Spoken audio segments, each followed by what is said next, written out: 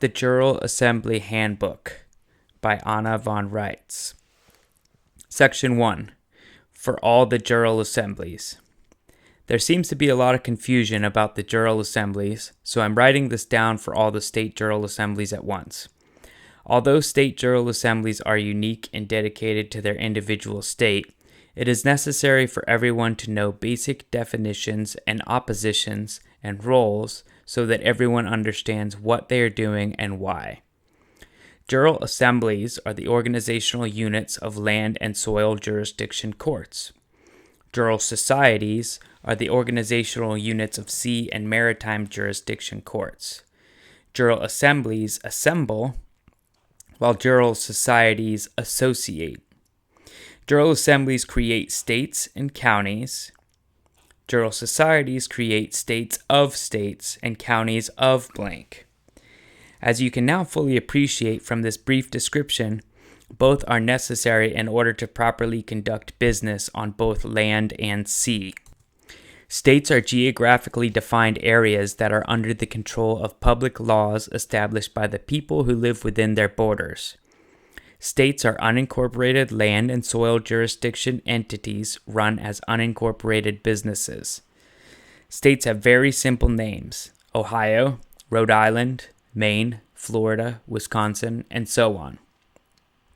In America, these states are joined together in a union called a federation. The federation is also unincorporated and is called the United States of America. It was founded September 9th, 1776. All these organizational forms are created by living people, howbeit people acting in two profoundly different capacities, as people and as persons, which are incorporated entities. People acting as people make up the Jural assemblies. People acting as persons make up the Jural societies. People acting in their unincorporated capacity as people who are members of a Jural assembly decide the physical boundaries of their states, adopt the public laws within their states, and enforce the public law via their Jural assemblies, their land and soil jurisdiction courts, and the officers of those courts. Jural assemblies organize the land and soil jurisdiction courts owed to the people of each state. Jural assembly organizers are responsible for making sure the candidate members are eligible to serve. In most states, candidates must be at least 21, must have permanent homes declared within their geographic boundaries of their state, must be landowners, even if the land owned is only their reclaimed good name and bodily estate. And narrator's note: the Jural assemblies of all 50 states have convened and had held update elections to allow people of color and women equal access to become part of the state Jural assembly. So I will skip over the rest of that section. End narrator's note. It is important to note that all people are part of the land and soil jurisdiction of their country, while persons are part of the sea and maritime jurisdiction. As a result, land and soil jurisdiction courts, organized by Jural assemblies, are courts for people. Sea and maritime jurisdiction courts, organized by Jural societies, are courts for unincorporated trade and incorporated commercial businesses, not people. Please also note that no Jural assemblies can be incorporated. They operate exclusively as unincorporated businesses, and all their officers and their members are operating in unincorporated capacity as well. So when you embark upon the adventure of creating a Jural assembly, you must, number 1, choose and declare that you are acting in your capacity as one of the people of this country. Number 2, you must record your choice with the Land Recording Office, formally reconveying your trade name to the land and soil of your state. Number 3, you must accept the rights, responsibilities, and duties of a state citizen when you act as a juror or in any other public office of the Jural Assembly. And number 4, you must meet the basic requirements and thereby establish standing to act in the capacity of one of the people of your state. Please note that the land and soil are inextricably connected. Soil is defined as the first 6 inches, the very top layer of the land, while land is all the underlying strata. Narrator's note: an additional paragraph was skipped as this pertained to pre-update election assemblies. End narrator's note. I am also often asked, why is it necessary to formally declare the capacity in which you are acting and also explicitly reconvey and claim your trade name?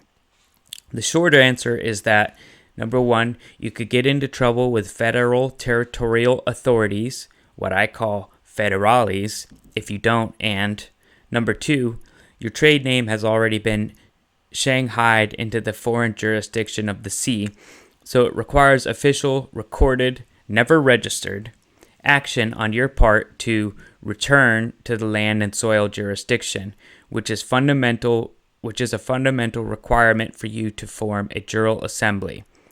Otherwise, all you could form would be a Jural society.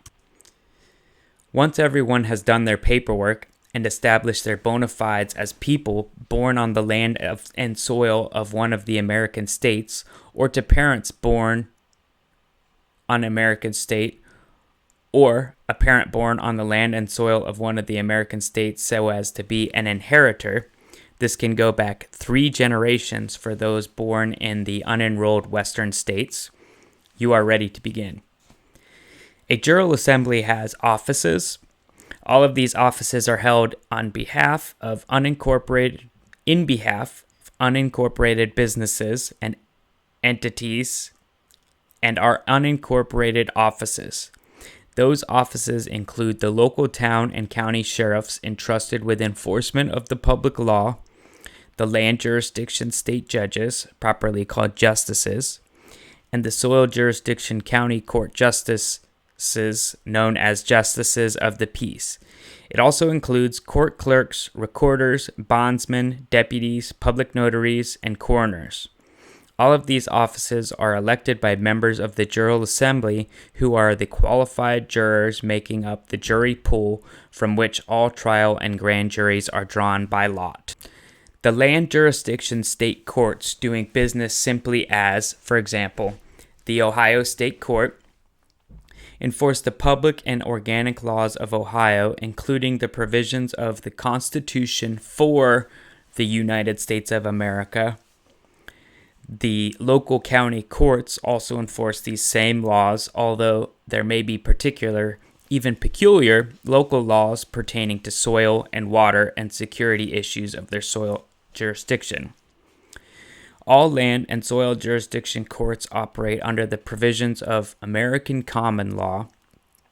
We do not practice equity law, which is a hybrid of English common law and admiralty law. The land jurisdiction county sheriff is the highest ranking law enforcement officer in each county. All sea jurisdiction LEOs and corporate security personnel, Pinkertons, and subcontractors, agency personnel, report to your elected land jurisdiction county sheriff, not the other way around. Your Jural Assembly elections to fill the offices of the court are conducted as standard public elections, though all electors must meet the same eligibility requirements as the members of the Jural Assembly. That is, you can't cross over and vote in the private corporate elections of the Jural societies, and they can't come over and vote in your public elections of the Jural Assemblies. The 2 jurisdictions are mutually self-exclusive, as one cannot be on the land and on the sea at the same time. Once your Jural Assembly jury pools are filled and your officers have been elected, your court is open for business. For your members only. As these are people courts, they deal only and exclusively with people business. Issues of private property and assets and marriages, probate and estates of people, rights of people, and so on. They can hear, quote, mixed jurisdiction, unquote, cases in which people and unincorporated businesses have issues with other unincorporated or incorporated businesses, and Jural assemblies can act as parties to cases. For example, People of Colorado versus Simon P. Jenkins and Sons, or People of Lords County v. IBM. These are essentially the equivalent of class action cases in the land jurisdiction courts of our states and counties. They don't hear any issues arising among incorporated commercial entities, that is, the business of the Jural assemblies and their courts. It is important to understand from the outset that these two court systems arising from two different kinds of Jural organizations under discussion, there are others, are completely separate hierarchies.